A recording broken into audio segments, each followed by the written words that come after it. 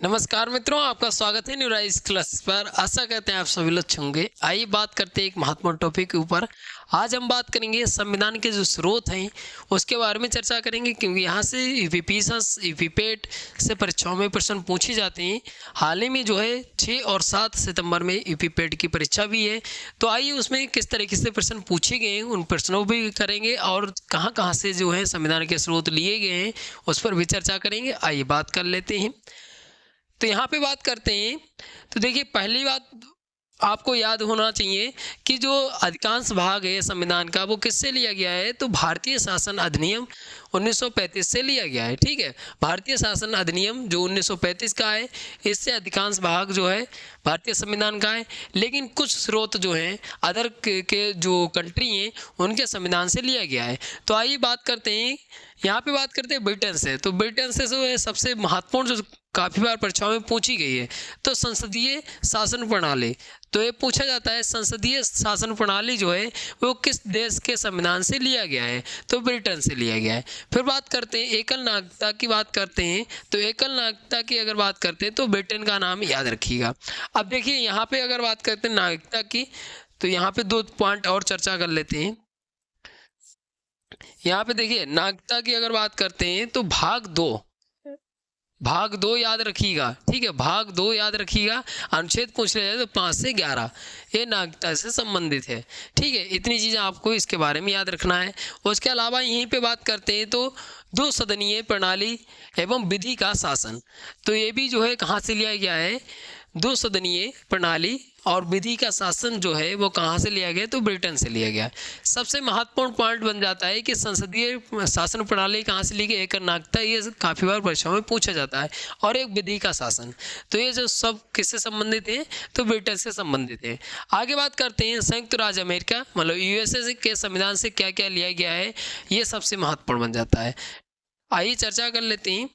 तो यहाँ पे बात करते हैं मूल अधिकार, सबसे महत्वपूर्ण मूल अधिकार की अगर बात करते हैं तो मूल अधिकार जो लिया गया है यूएसए के संविधान से लिया गया है। दूसरी चीज़ याद रखिएगा, ये जो है भाग पूछा जा सकता है, तो ये जो है फंडामेंटल राइट्स का भाग कौन सा संबंधित है, तो भाग 3 संबंधित है।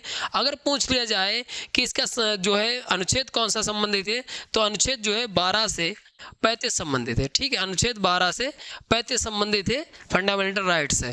ठीक है, आगे बात करते हैं न्यायपालिका की स्वतंत्रता। तो न्यायपालिका की स्वतंत्रता जो है यूएसए के संविधान से संबंधित है। आगे बात करते हैं न्यायिक पुनरावलोकन का सिद्धांत जो लिया गया है वो किससे लिया गया है, तो यूएसए के संविधान से ही लिया गया है। आगे बात करते हैं उपराष्ट्रपति का पद। तो उपराष्ट्रपति का पद जो है कहाँ से लिया गया है, तो ये जो है किससे संबंधित है, तो यूएसए के संविधान से संबंधित है। और ये इस बार हो सकता है पूछ लिया जाए, क्योंकि अभी हाल ही में जो है वाइस प्रेसिडेंट जो हैं जगदीश धनखड़ जी, उन्होंने इस्तीफा दे दिया है अपना स्वास्थ्य के कारण। तो ये जो है पूछा जा सकता है कि उपराष्ट्रपति का पद जो है वो किससे संबंधित है, तो संयुक्त राज्य अमेरिका से संबंधित है। ठीक है, इसके संविधान से लिया गया है। आगे बात करते हैं राष्ट्रपति पर महाभियोग की प्रक्रिया जो है वो किस संविधान से संबंधित है, तो बात करते हैं ये जो है यूएसए से संबंधित है। और अगर पूछ रहे हैं अनुच्छेद कौन सा संबंधित है, तो अनुच्छेद जो है 61, ये सबसे ज़्यादा अनुच्छेद जो है महत्वपूर्ण बन जाते हैं। अनुच्छेद 61 के तहत ये बताया गया कि राष्ट्रपति पर महाभियोग की प्रक्रिया चलाई जा सकती है। ठीक है, आगे बात करते हैं उच्चतम न्यायालय, उच्च न्यायालय के न्यायाधीशों का जो है हटाया जाना, ये किससे प्रक्रिया संबंधित है, तो ये भी जो है किससे संबंधित, यूएसए से संबंधित है। ठीक है, उच्चतम न्यायालय मतलब सुप्रीम कोर्ट और हाई कोर्ट के जो न्यायाधीश होते हैं उनको पद से हटाने की जो प्रक्रिया है वो यूएसए के संविधान से संबंधित है। ठीक है, आइए आगे बात कर लेते हैं। आगे बात करते हैं कनाडा। तो कनाडा से संबंधित कौन सी प्रक्रिया है, तो कनाडा से संबंधित देख लेते हैं। तो यहीं पे अगर बात करते हैं तो यहाँ पे दिया है केंद्र द्वारा राज्यपाल की नियुक्ति। तो केंद्र द्वारा जो है राज्यपाल की नियुक्ति की जाती है। तो यहाँ पे बात करते हैं तो राज्यपाल, तो अगर पूछ लिया जाए कि कौन से अनुच्छेद में ये कहा गया है कि राज्य का एक राज्यपाल होगा, ये यूपीपीएससी 2024 में जो पेपर हुआ था उसमें पूछा गया था, यूपीपेट में भी पूछा गया था। तो अगर बात करते तो ये जो है राज्य का एक राज्यपाल होगा, तो ये जो है अनुच्छेद 155 में कहा गया है। ठीक है, आगे बात करते हैं संघात्मक व्यवस्था। तो ये भी पूछा गया है प्रश्न, तो ये भी जो है कनाडा से संबंधित है।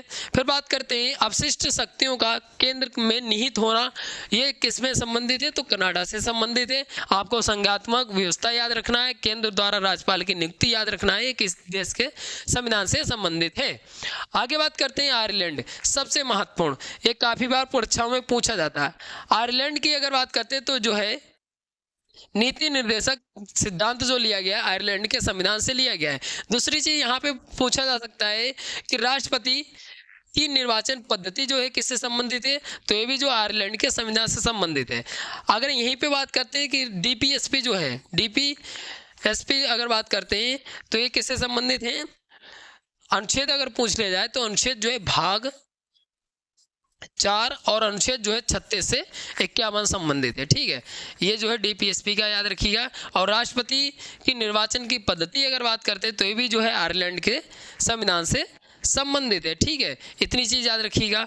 आगे बात करते हैं राष्ट्रपति द्वारा राज्यसभा में मनोनीत सदस्य, तो मनोनीत सदस्य जो है ये भी प्रक्रिया कहाँ से ली गई है, तो आयरलैंड से ली गई है। देखिए अगर मनोनीत सदस्य की बात करते हैं तो राज्यसभा में मनोनीत कितना करता है, तो 12 सदस्यों को मनोनीत करता है। कौन, तो प्रेसिडेंट। ठीक है, वर्तमान में प्रेसिडेंट कौन है, द्रौपदी मुर्मू जी हैं, याद रखिएगा। आगे बात करते हैं ऑस्ट्रेलिया आता है, तो ऑस्ट्रेलिया की बात करते हैं तो ऑस्ट्रेलिया में जो है सबसे महत्वपूर्ण पॉइंट पूछा जा सकता है। और बात करते हैं तो संसद, जो संसद के दोनों सदन होते हैं उसकी संयुक्त बैठक की जो है व्यवस्था कहाँ से ली गई है, तो ये ऑस्ट्रेलिया के संविधान से ली गई है। देखिए अगर बात करते हैं संसद, तो 2 सदन कौन से होते हैं, देखिए अगर सदन पूछ लिया जाए तो 2 होते हैं, लोकसभा राज्यसभा। अगर पूछ लिया जाए अंग कितने होते हैं, तो 3 होते हैं, राष्ट्रपति होता है, लोकसभा होता है और राज्यसभा होता है। ठीक है, तो संसद के 2 सदन की जो संयुक्त बैठक बुला सकता है वो कौन बुला सकता है, जो प्रेसिडेंट होता है, राष्ट्रपति होता है, वो बुलाता है। और अगर पूछ लिया जाए इसका उल्लेख भारतीय संविधान में कहाँ पे मिलता है, तो अनुच्छेद 108 में। अनुच्छेद 108 में कहा गया है कि राष्ट्रपति को यह अधिकार दिया गया है कि संसद के जो सदन है, लोकसभा राज्यसभा संयुक्त बैठक बुला सकता है। लेकिन एक प्रक्रिया कहाँ से ली गई, तो ऑस्ट्रेलिया से ली गई है। ठीक है, याद रखिएगा। और सबसे महत्वपूर्ण पॉइंट उद्देश्य का, जो उद्देश्य है उसकी भाषा, उद्देश्य की भाषा कहाँ से ली गई है, तो ये भी जो है ऑस्ट्रेलिया के संविधान से संबंधित है। ठीक है, उद्देश्य की भाषा। आगे बात करते हैं समवर्ती सूची, तो समवर्ती सूची की व्यवस्था जो है कहाँ से ली गई, तो ऑस्ट्रेलिया के संविधान से ली गई है। अगर पूछ लिया जाए समवर्ती सूची की अगर बात करते हैं तो 3 सूचियाँ होती हैं। ठीक है, राज्य सूची, ठीक है, राज्य सूची और जो है संघ सूची। ठीक है, और समवर्ती सूची, 3 सूचियां होती हैं। लेकिन पूछ लिया जाए कि ये तीनों सूचियों का उल्लेख कहाँ पे मिलता है, तो इसका बात करते हैं तो ये जो है 7वीं अनुसूची में। ठीक है, 7वीं अनुसूची में इसका उल्लेख मिलता है 3 सूचियों का, याद रखिएगा। अब देखिए ये जो है समवर्ती सूची की जो है व्यवस्था कहाँ से ली गई, ऑस्ट्रेलिया से ली गई है। बाकी अगर बात करते हैं व्यापार, वाणिज्य और समागम की जो है स्वतंत्रता किससे ली गई है, तो ऑस्ट्रेलिया से ली गई है। आपको पॉइंट सबसे ज़्यादा याद रखना है कि संसद के दोनों सदनों की संयुक्त बैठक जो बुलाता है राष्ट्रपति, उसकी व्यवस्था कहाँ से ली गई है, उद्देश्य की भाषा याद रखिएगा, और समवर्ती सूची की व्यवस्था कहाँ से ली गई, ये पॉइंट सबसे महत्वपूर्ण है। आइए आगे बात करते हैं।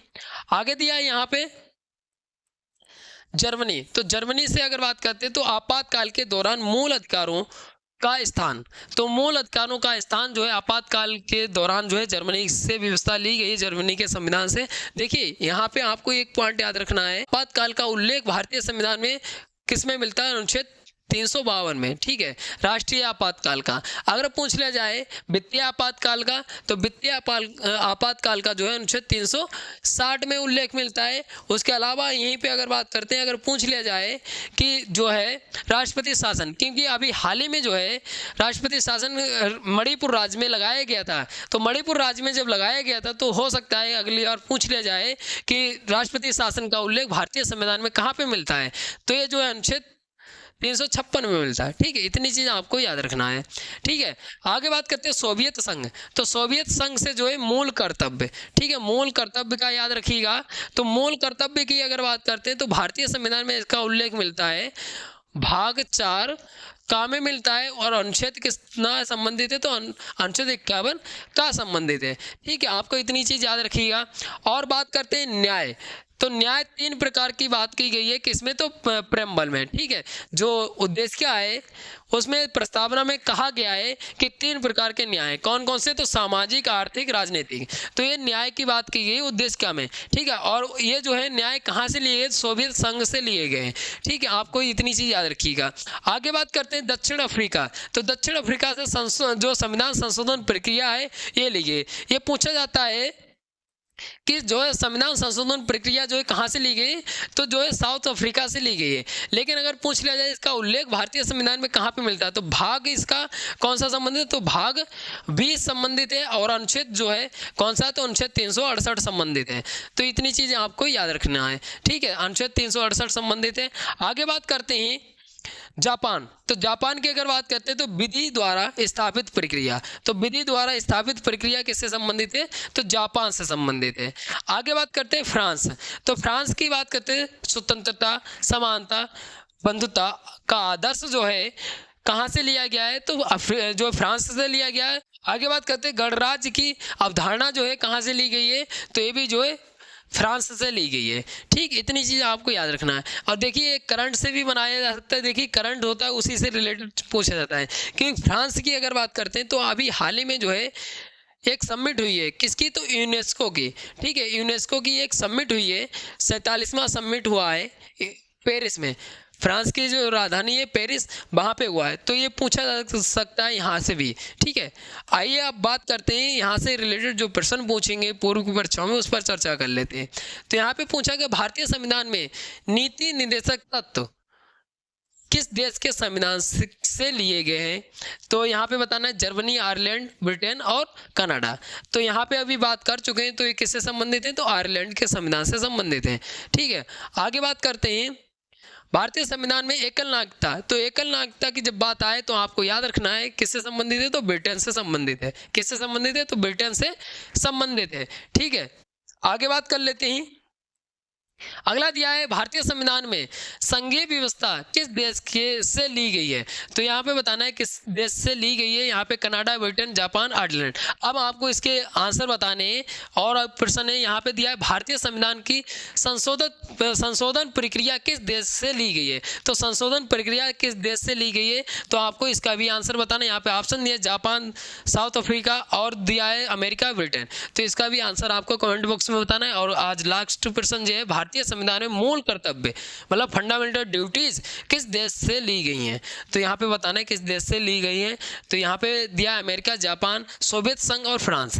तो इसका भी आंसर आपको कमेंट बॉक्स में बताना है। तो यहाँ पे जो है पूर्व परीक्षाओं में जो प्रश्न पूछे गए थे वो भी चर्चा किए हैं। और जो है स्रोत सबसे ज़्यादा, अगर पॉलिटी से प्रश्न पूछा जाएगा तो स्रोत से प्रश्न 100 में 100% पूछा जाएगा।